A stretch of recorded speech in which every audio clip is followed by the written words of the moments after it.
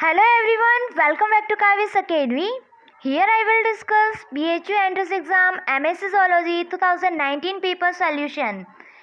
तो यहाँ पे हम बात करने वाले हैं 2019 की कंप्लीट एक्सप्लेनेशन के साथ पेपर को सॉल्व करेंगे। ओके, ये जो आपका पेपर होता है वो आपका एनटीए कंडक्ट कराती है। उसके अंदर टोटल नंबर ऑफ क्वेश्चंस होते हैं आपके 100। तो इस वीडियो के अंदर हम बात करेंगे टोटल 20 क्वेश्चंस की। ओके, बाकी जो क्वेश्चंस होंगे वो आपको नेक्स्ट वीडियो के अंदर मिलेंगे। तो अगर आप मेरे चैनल पे न्यू है तो मेरे चैनल को सब्सक्राइब करना। ओके, तो यहाँ पे जो BHU एंट्रेंस एग्जाम्स होता है उसका सिलेबस है वो ऑफिशियल साइट पे नहीं होता है। तो बात आती है कि आप पेपर सॉल्व कैसे करोगे, है ना। तो आपको क्या करना है कि लास्ट ईयर की जो पेपर्स होते हैं उसको सॉल्व कर लो। उसके रिलेटेड जो क्वेश्चन जिस टॉपिक से आ रखा है उस टॉपिक को आप नोट डाउन कर लो और फिर उस टॉपिक के बारे में कंप्लीट इन्फॉर्मेशन ले लो, है ना। इतना सफिशेंट है आपको एग्ज़ाम क्रैक करने के लिए। नाउ तो स्टार्ट करते हैं। First question, how are the amino acid and the monosaccharide transported from the internal human into the epithelial cell? Okay, तो यहाँ पे आपको पूछा गया है that is the epithelial cells. Okay, और ये आपका है ल्यूमन। तो ल्यूमन से एपिथेलियल सेल में जब ट्रांसफर होता है आपका अमीनो एसिड तो किसके थ्रू होता है ना। तो पहली चीज़ यहाँ आती है कि कोई भी आप फूड है यहाँ पे, है ना, फूड यहाँ पे एब्जॉर्ब हो रहा है, माइक्रोविलाई प्रेजेंट है। क्या करती है माइक्रोविलाई, आपका सरफेस एरिया इंक्रीज करती है, इसके थ्रू ज़्यादा से ज़्यादा एब्जॉर्ब होगा, एपिथेलियल सेल्स में जाएगी। फिर यहाँ पे फर्स्ट ट्रांसपोर्ट, ओके, फिर एपिथेलियल सेल से फूड जाएगा आपका ब्लड के अंदर, है ना। तो ये होता है सेकंड। तो दोनों के अंदर जो ट्रांसफ़र होता है वो आपका अलग अलग ट्रांसपोर्टेशन होता है। तो यहाँ पे पूछा गया आपका ल्यूमन टू एपिथेलियल सेल्स। तो ल्यूमन टू एपिथेलियल सेल्स यहाँ पे ट्रांसफ़र होता है तो आपका चैनल के थ्रू होता है। किसके थ्रू? चैनल्स। तो थोड़ा सा बेसिक एडिशन नॉलेज दे देती हूँ। तो ट्रांसपोर्टर होते हैं आपके 3 टाइप्स के होते हैं। एक होता है आपका चैनल्स, सेकंड होता है आपका कैरियर, थर्ड होता है आपका पंप। कैरियर्स होता है वो आपका पेसिव ट्रांसपोर्ट होता है, सॉरी चैनल होता है आपका पेसिव ट्रांसपोर्ट होता है। कैरियर होता है वो आपका पेसिव एंड एक्टिव दोनों के थ्रू होता है।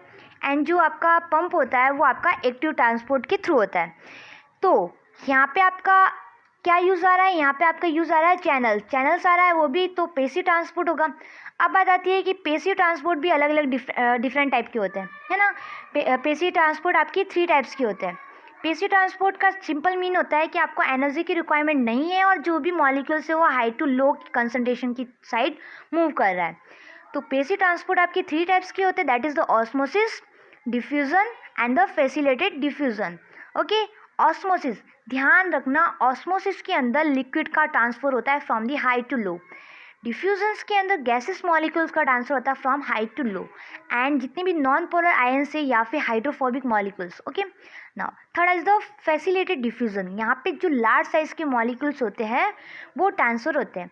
तो बात आती है ये जो अमीनो एसिड एंड मोनोसेकेराइड है वो कैसा है, लार्ज साइज का है और ट्रांसफर किसके थ्रू हो रहा है, चैनल के थ्रू, मीन्स पेसिव ट्रांसपोर्ट। अब पेसिव में भी कौन सा होगा, that is the facilitated diffusion. Okay, so आपका यहाँ पे आंसर होता है फैसिलिटेटेड डिफ्यूजन। आई बात समझ में। अगर यहाँ पे पूछ लिया था कि एपिथेलियल सेल टू ब्लड, यहाँ पे ट्रांसफर कैसे होता है, तो यहाँ पे ट्रांसफर होता है आपका एक्टिव ट्रांसपोर्ट के थ्रू। मीन्स यहाँ पे क्या होता है कि एटीपी की रिक्वायरमेंट होती है और एटीपी आपका एडीपी में कन्वर्ट होता है ना। इस वजह से यहाँ पे ट्रांसफर होता है आपका एटीपी ट्रांसपोर्टर। तो यहाँ पे क्या पूछा गया, ल्यूमन टू एपिथेलियल सेल्स, इसलिए आपका option number 3 is correct. Okay, now next, if a sample of a DNA is found to have a base composition of adenine is 40%, कितना 40, thymine is the 22, guanine is the 21 and the cytosine is the 17। Okay, तो यहाँ पे कुछ condition दे रखी है कौन सी most appropriate है। तो आपको पता है कि जो एडेनिन होता है वो बॉन्ड बनाता है आपका थाइमिन के साथ डबल बॉन्ड, और जी होता है वो आपका ट्रिपल बॉन्ड बनाता है सी के साथ, है ना। तो यहाँ पे अगर एडेनिन थाइमिन के साथ बॉन्ड बनाए मीन्स डबल हेलिक्स स्ट्रक्चर होता ना, डबल स्टैंडर्ड डीएनए होता है, तो जितना ए होता उतने के उतने आपका जी होता, बट यहाँ पे 40 एंड 20, इसका मतलब है यहाँ पे जो भी मॉलिक्यूल्स प्रेजेंट है वो सिंगल स्टैंडर्ड में प्रेजेंट है ना। कैसे? Single standard. तो अब ऑप्शंस देखते हैं। The given DNA of a double standard circular molecules, नहीं डबल स्टैंडर्ड तो होगा ही नहीं। सेकंड क्या है? इट इज़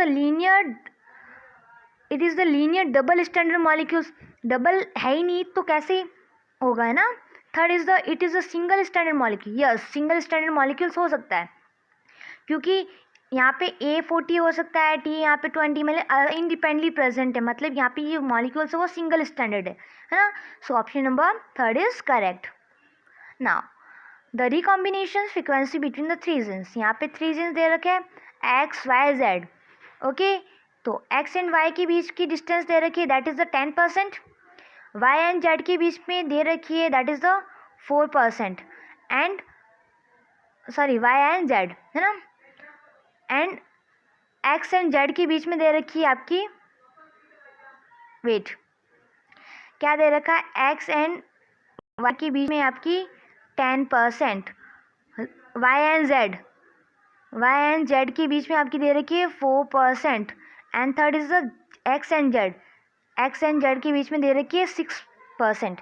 यहाँ पे क्या देखना है आपको, जीन मैप का क्वेश्चन है आपके इनहेरिटेंट बायोलॉजी से, मीन्स ऑर्डर ऑफ जीन पूछा गया है। तो आपको क्या करना है, जो लार्ज साइजेस को, उस मॉलिक्यूल्स को आपको दूर रखना है, उसको जीन को आपको दूर रखना है। लार्ज किसकी दिख रही है, एक्स एंड वाई कितनी है, 10 है, तो इनको दोनों को डिस्टेंस में रख दिया। ओके, फिर आपका जिसको कम है उसको पास में रखना है, मीन्स जेड के पास में वाई कितना है 4, तो जेड वाई 4 है, मीन्स यहाँ पे आएगा, है ना, यहाँ 4%। और एक्स और जेड के बीच में कितनी है 6%, एक्स और जेड के बीच में आई 6%। आप ऐड करो डिस्टेंस 6 + 4 इक्वल टू 10, मीन्स यहाँ पे हो गया 10, तो बन गया कॉम्बिनेशन, मीन्स कॉम्बिनेशन बना आपका एक्स जेड एंड वाई का।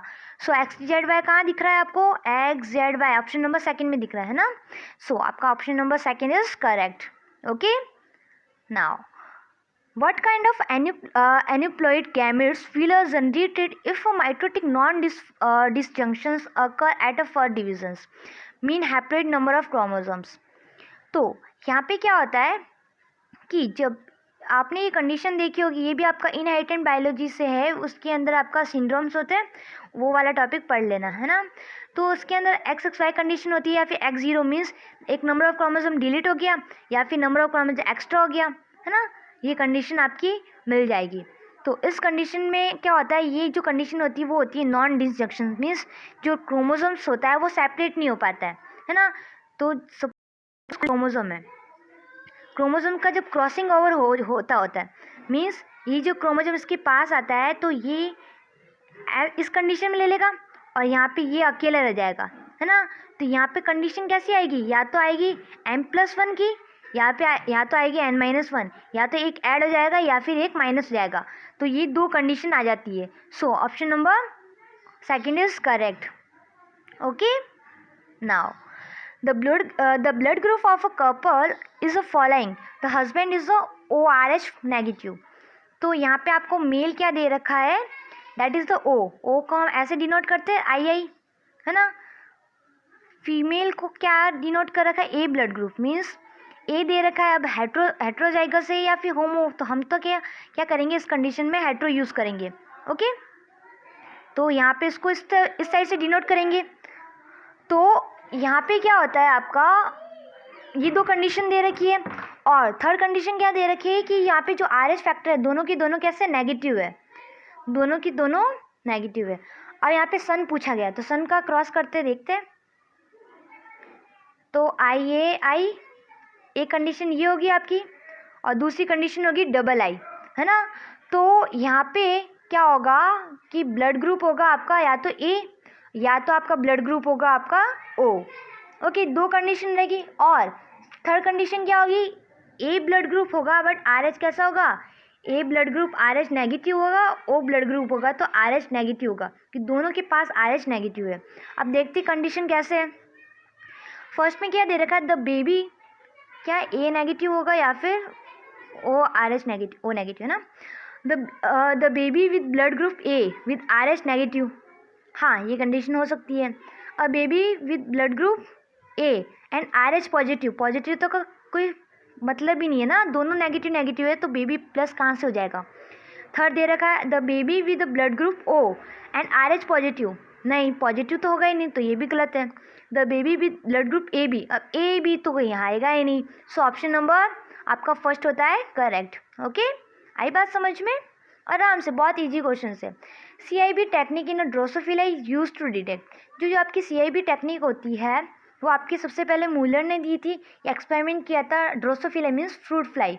ओके, तो यहाँ पे आपका जो आंसर होता है that is the sex linked recessive lethal mutations, इसको डिटेक्ट करने के लिए ये टेक्निक यूज़ करते हैं। Okay, now the recombinations event in a bacterial involve temperate phage lambda occur during, तो यहाँ पे temperate phage lambda occur during, तो जो यहाँ पे जो ट्रांसडक्शंस होता है वो दो टाइप के होते हैं ना, एक होता है जनरलाइज, एक होता है स्पेशलाइज, है ना। तो जनरलाइज होता है उसके अंदर जब फॉरेन पार्टिकल अंदर आ रहा है तो उसका जो जेनेटिक मटेरियल कहीं पे भी यहाँ पे फिट कर देता है, तो that is known as generalise transductions. Specialise में क्या होता है कि एक पर्टिकुलर पोजीशन होती है, पर्टिकुलर एरिया होता है, वहाँ पे ही जेनेटिक मटेरियल को ट्रांसफ़र किया जाता है, so that is known as specialise transductions. तो यहाँ पे टेम्परेट फेज लैम्बडा, तो वो होता है आपका specialise transductions, so option number fourth is correct. Now, a suitable example of a DNA repair deficient disorder in a human is, तो यहाँ पे क्या पूछा गया है कि यहाँ इनमें से अगर कौन सा DNA repair mechanisms, means repair mechanism हमारे बॉडी के अंदर होता है, मीन्स जो भी न्यूक्लियोटाइड की सीक्वेंस कुछ चेंज हो जाती है, कुछ भी प्रॉब्लम हो जाती है या फिर कोई बॉन्ड बन जाता है, तो इस कंडीशन में हमारी बॉडी एक रिपेयर मैकेनिज्म्स करती है ना, उसी को ही बोलते हैं DNA रिपेयर मैकेनिज्म्स।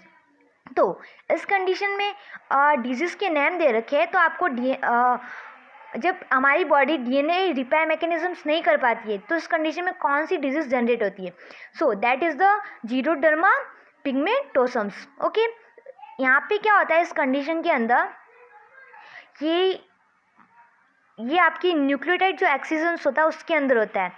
इसके अंदर क्या होता है ध्यान से देखना, यहाँ पे क्या होता है, सपोज कर लीजिए DNA है ना, तो इसके सामने क्या होता है A आना चाहिए, बट ये क्या करता है कि UV लाइट UVB है ना, UVB जो हमारी स्किन के ऊपर गिरती है, तो इस कंडीशन में क्या होता है कि हमारे बॉडी के अंदर थायमिडिन बॉन्ड बन जाता है। और आपको बता दूँ UVB लाइट हमारे अर्थ पर कब एंटर करती है, जब हमारे ओजोन लेयर डिप्लीट हो जाती है। ओजोन लेयर में जब होल होता है तो उसके थ्रू वहाँ जो ओजोन लेयर क्या करती है इस UVB को प्रोटेक्ट करती है हमारे अर्थ पे आने पे। तो अब तो आपको पता है ओजोन लेयर में होल हो गया, मीन्स UVB आपकी अर्थ के अंदर इजीली एंटर हो पा रही है, इस वजह से हमारी बॉडी के अंदर क्या होता है थायमिडिन बॉन्ड का फॉर्मेशन हो रहा है।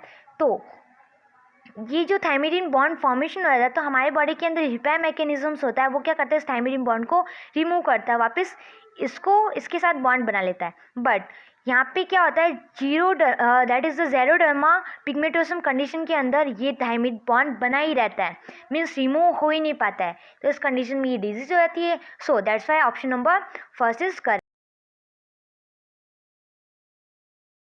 ये आपका इनहेरिटेंट बायोलॉजी से,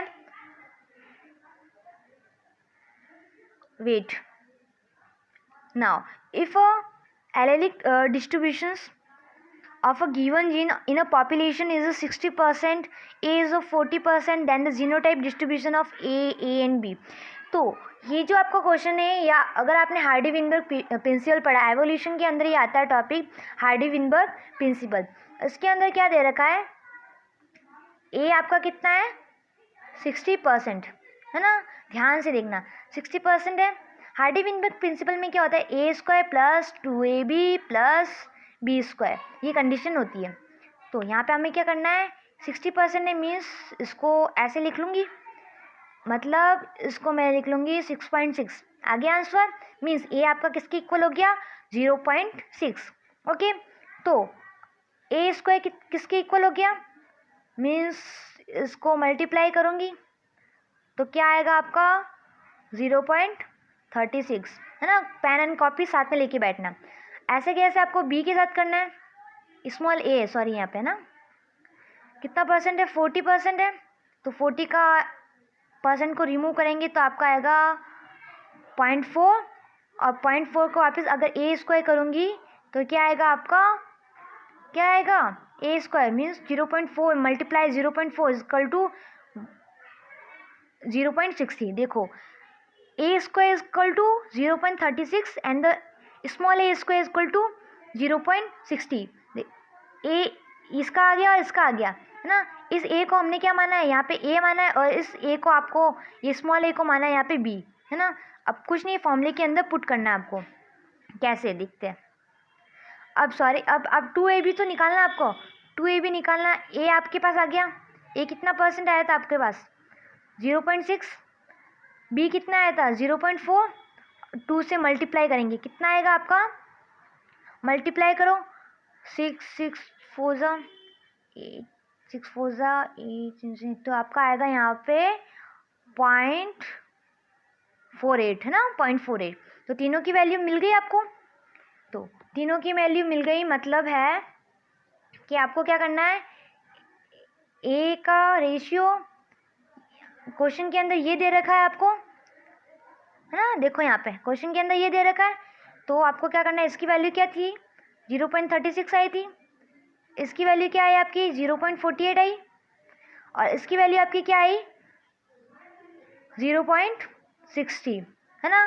पॉइंट रिमूव करेंगे तो अपॉन 100 अपॉन 100 अपॉन 100, तो 100 कैंसिल हो गए सारे, तो आपके बचे 36 रेशियो 48 रेशियो 60। इन रेशियो को काटो, यहाँ पे आएगा 9 3 4 48 एंड 3 4 ज़ा 60, तो 9 रेशियो 12 रेशियो 4, तो आपका काम मैच हो रहा है 9 ratio 12 ratio 4, option number first. Okay, so ऐसे आता है आपका, option number first is correct. Now if a dihybrid test cross yield 4:2:2:1, again inheritance biology का क्वेश्चन है दैट इंडिकेट, तो आपको जब डाईहाइब्रिड रेशियो होता है, आपको पता है 9:3:3:1 ये होता है, ये आपका है इंडिपेंडेंट असोर्टमेंट का, तो ये तो ऑप्शन होगा नहीं। सेकंड है द अलेलिक जीन इज सेग्रीगेट होगा, तो कहाँ से आएगा। फिर आपका लिंक होगा, तभी तो ये लिंक होके आपका रेशियो ऐसे हो गया, है ना। मीन्स आपकी जो जीन्स है वो कैसे लिंक्ड है, तो इस कंडीशन में आपका और कंप्रेस हो गया, मीन्स 2 कैरेक्टर और लिंक हो गए, तो आपका रेशियो भी थोड़ा और कम हो गया। सो आपका 4:2:4 ये आपका आएगा लिंक जीन के अंदर answer. So option number third is correct. Okay, now कितना सिंपल सा क्वेश्चन है। 30S राइबोसोम प्रेजेंट इन, आपको पता है जो प्रोकैरियोट होते हैं उसके अंदर 17S का राइबोसोम होता है, जब 17S को करते हैं तो 15S and 30S। Okay, eukaryote के अंदर आपका कितना होता है 80S का, 80S को जब हम करते हैं तो 60S एंड 40S। यहाँ पे क्या पूछा गया 30S किसके अंदर है, प्रोकैरियोट के अंदर, तो यहाँ पे प्रोकैरियोट सेल के अंदर 30S प्रेजेंट होता है। So option number first is correct. Now sodium potassium ATPase pump transport,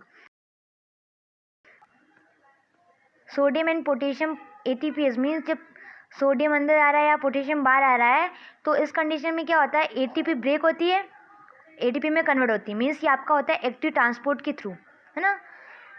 pump है तो पंप में ATP की रिक्वायरमेंट हो रही है, यहाँ पे पंप की बात हो रही है तो पंप में ATP की रिक्वायरमेंट होती है, तो आपका जो आंसर होता है that is the option number second. Means यहाँ पे जो 2 पोटेशियम है वो कहाँ आ रहा है, आपके अंदर आ रहा है, और जब 2 पोटेशियम अंदर आता है तो 3 पोटेशियम आपके बाहर निकलते हैं, है ना। तो ये आपका आंसर होगा option number second. Okay, now the COP first vesicle transport protein from, जो कोप फर्स्ट वेसाइकल्स होते हैं वो प्रोटीन ट्रांसपोर्ट में हेल्प करते हैं। मेनली क्या होता है जो गोल्जी और ER के बीच में जब ट्रांसपोर्टेशन होता है आपका प्रोटीन का, तो उसके थ्रू आपका होता है, ये आपका होता है कोप 1। जब ER से गोल्जी में ट्रांसफर हो रहा है ना, तभी हम यूज़ करते हैं हम ER के, जब ER से गोल्जी में ट्रांसफर हो रहा है तो हम करते हैं हम कोप सेकंड यूज़, और ER से जब गोल्जी से जब ER में साइड जाते हैं प्रोटीन का ट्रांसफर होता है वो होता है आपका कोप फर्स्ट के थ्रू, है ना। और गोल्जी के अंदर भी जाते हैं तो भी हमारा होता है कोप फर्स्ट यूज़। अब देखते हैं ऑप्शंस पढ़ते हैं। Endoplasmic reticulum to cis ER से गोल्जी ER से गोल्जी में जा रहा है तो फर्स्ट कहाँ यूज़ आ रहा है, सेकंड यूज़ आ रहा है, तो ऑप्शन ये होगा नहीं। Second, Golgi network to ER, Golgi to ER, तो हाँ ये हो सकता है। फिर सेकंड पढ़ते हैं बिटवीन द गोल्जी ऑपरेटर्स, ये भी हो सकता है। थर्ड पढ़ते हैं both cis Golgi network to ER and the between the Golgi compartment, means दोनों ऑप्शन सही है। इसका मतलब ये दोनों का मिक्सअप कर रखा है, इसलिए यहाँ पे जो आंसर होगा आपका फोर्थ होगा, है ना। So option number fourth is correct. Means जो आपका जो ER से गोल्जी में जा रहा है वो होता है आपका कॉप फर्स्ट, और गोल्जी में ही, है ना, कॉप फर्स्ट, इसलिए आपका ऑप्शन नंबर फोर्थ करेक्ट हुआ। Okay, now detoxification of drug take place. जो आपकी बॉडी के अंदर जो डिटॉक्सिफिकेशन होता है वो आपकी दो जगह से होता है। एक होता है आपका स्मूथ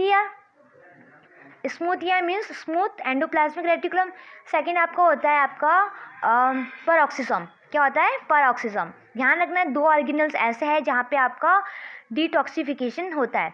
जो स्मूथ ईयर के अंदर तो यहाँ पे ऑप्शंस क्या दे रखा है, पेरोक्सिसोम दे रखा है, नहीं दे रखा है, और स्मूथ ईयर दे रखा है, तो आपका हो गया answer option number first. Okay, तो देखते हैं कि डिटॉक्सिफिकेशन क्या होता है।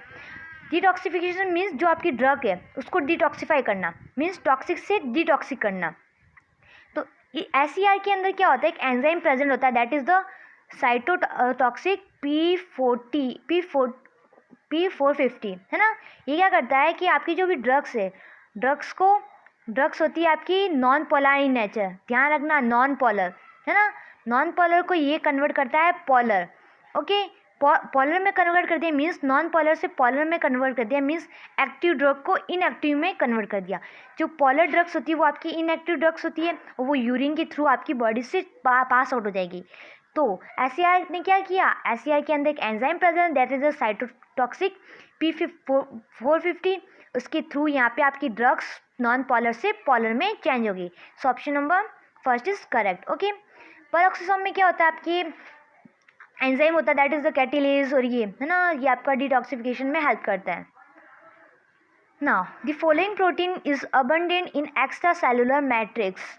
ओके, तो एक्स्ट्रा सेलुलर मैट्रिक्स के अंदर क्या होता है, ECM, जो सेल टू ECM के अंदर दो चीज़ें प्रेजेंट होती है, एक होती है आपकी फाइब्रिल्स, एक होती है आपकी प्रोटियोग्लाइकल, है ना।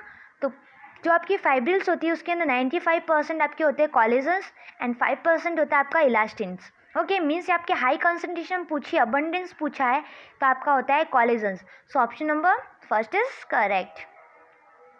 Now restrictions point in a cell cycle is present between. तो ये आपका क्या हो गया, cell cycle G1, S, G2 and M। तो यहाँ पे एक चेक पॉइंट होता है, that is known as a G1S check point, इसी को ही हम रेस्ट्रिक्शंस पॉइंट भी बोलते हैं। तो यहाँ पे जो आपका यहाँ पे एक G0 फेस आती है ना, तो इस कंडीशन में क्या होता है कि G0 फेस के अंदर, तो यहाँ पे जो आपका रेस्ट्रिक्शंस पॉइंट है कहाँ प्रेजेंट है आपका between the G0 and G1। G0 है G1 फेस के साइड में, तो आपका आंसर होगा option number fourth. Okay, now in comparison to the normal cell the requirement of growth factor for a transform cells. तो normal cells को requirements कितनी, growth factor की रिक्वायरमेंट लेस होती है। So option number second is correct. Okay, now the organelle responsible for I cell disease, है ना। आई cell disease होती है आपकी लाइसोसोम डिसऑर्डर होता है। उसके अंदर क्या होता है कि जो आपका मोनेज 6 फॉस्फेट, है ना, ये जो एंजाइम्स होता है वो जो गोल्जी होती है वो मीन्स उसका सिंथेसाइज करती है और एक्सपोर्ट करती है लाइसोसोम में, और लाइसोसोम के अंदर यहाँ पे स्टोरेज होता है। अगर इस एंजाइम्स की डेफिशिएंसी हो गई तो आपको डिजीज हो जाती है, that is the I cell disease. Okay, so option number आपका third is correct. Okay, now crossing over of it pair occur. तो सबसे पहले आपको पता होना चाहिए क्रॉसिंग ओवर कब होती है, आपकी मियोसिस स्टेज में होती है ना। मियोसिस कितनी टाइप के होते हैं, एक होता है मियोसिस फर्स्ट, एक होता है मियोसिस सेकंड। तो मियोसिस फर्स्ट के अंदर आपकी prophase, metaphase and anaphase and telophase, है ना। ये आपको 4 कंडीशन आपको लोअर क्लासेस में पढ़ी होगी। तो प्रोफेस के अंदर क्या होता है कि 5 कंडीशंस होती है, that is the one by one देखते हैं। प्रोफेस के अंदर आपकी 5 कंडीशन होती है। फर्स्ट होती है आपकी लेप्टोटीन, है ना। लेप्टोटीन, यहाँ पे क्या होता है कि जो क्रोमोसोम्स है वो उसका कंडेंसेशन से स्टार्ट होगा, मीन्स अपेरेंस स्टार्ट होगा, क्रोमोसोम थोड़ा दिखना स्टार्ट होंगे। सेकंड कंडीशन होती है आपकी जाइगोटीन, है ना। जाइगोटीन के अंदर क्या होता है कि ये जो क्रोमोसोम है थोड़ा पास में आएंगे, है ना, और यहाँ पे कुछ कॉम्प्लेक्स का फॉर्मेशन होगा, so that is known as the zygotene phase के अंदर ऐसे होता है, कॉम्प्लेक्स बनता है। थर्ड होता है आपका पैकाइटिन। पैकाइटिन के अंदर क्या होता है कि जो नंबर ऑफ क्रोमोसोम, दूसरे क्रोमोसोम को ऐसे बना दूँ, है ना, इस कंडीशन में आपको दिखेगा, मीन्स आपको क्रॉसिंग ओवर दिख रहा है। तो क्रॉसिंग ओवर कब होगा, आपका पैकाइटिन में होगा, बट विजिबल आपका डिप्लोटिन में होता है। वो बात अलग है कि विजिबल आपका डिप्लोटिन में होता है, बट हो तो कहाँ रहा है आपका स्टार्टिंग, हो आपका रहा है, वेट, ये आपका ऐसा दिखेगा ना, मीन्स विजिबल आपका डिप्लोटिन में होगा ना। फिर फोर्थ आएगी आपकी डाइकाइनेसिस, मीन्स ये आपका सेपरेट हो जाएगा। तो यहाँ पे क्या पूछा है, क्रॉसिंग ओवर कब होती है, तो स्टार्टिंग क्रॉसिंग ओवर होती है आपकी पैकाइटिन में, सो option number third is correct. ये जो आपका सेल साइकिल, सेल डिवीजन का टॉपिक है। Now the cytoskeleton protein they help in maintain the nuclear shape. तो आपको पता है न्यूक्लियर है, न्यूक्लियर की चारों ओर क्या होता है, न्यूक्लियर लैमिना होती है ना। मीन्स यहाँ पे कौन सा प्रोटीन प्रेजेंट है, that is the lamin protein. Lamin protein तो न्यूक्लियर लैमिना का फॉर्मेशन करती है, जो सेल को शेप प्रोवाइड करती है। सो ऑप्शन नंबर आपका थर्ड होता है करेक्ट। तो यहाँ पे हमने बात की टोटल 20 क्वेश्चंस की, है ना। आई होप आपको ये वीडियो अच्छी लगी होगी। अगर आपको ये अच्छी लगी है तो प्लीज़ कमेंट सेक्शन में कमेंट करना कैसे लगा एक्सप्लेनेशन। अगर आप चाहते हो कि मैं और ज़्यादा डिटेल में आपको बताऊं, क्योंकि अभी तो और भी इसकी पार्ट्स बाकी है ना, तो अगर आप चाहते हो कि इसको और डिटेल में मैं पढ़ाऊँ तो आप मुझे कमेंट सेक्शन में कमेंट कर सकते हो। आपको वीडियो अच्छी लगी, बुरी लगी, कैसी भी लगी तो भी आप मुझे कमेंट करना।